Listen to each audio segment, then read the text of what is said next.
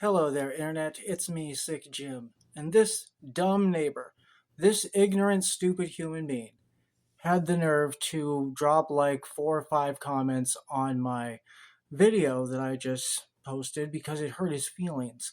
He doesn't like math or facts or, history.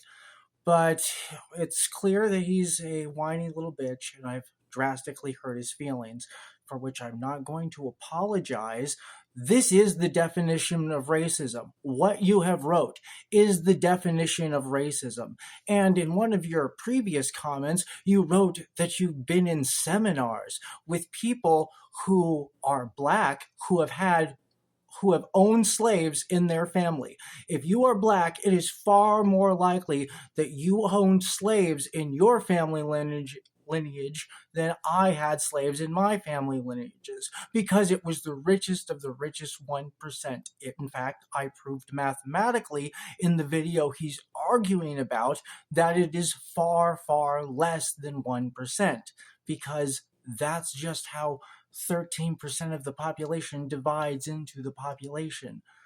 And I explained it in the other video, even though I don't even go into the great depth of that population of slaves was also not just owned by whites, but owned by whites, blacks, and Indians.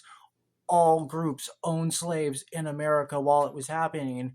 And the only thing that made black people give up their slaves is that white people made them.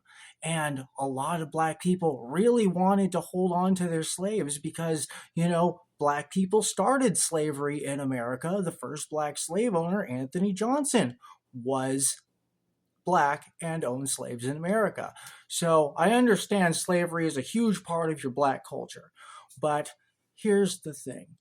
So he says in one of his other comments that the systemic parts of oppression are still felt today.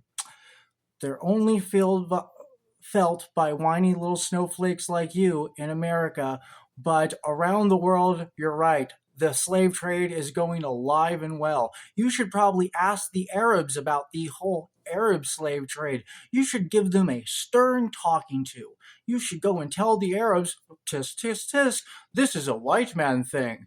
And they'll probably just stop it immediately, despite the fact that Arabs own more slaves than white people ever did. So have fun with that.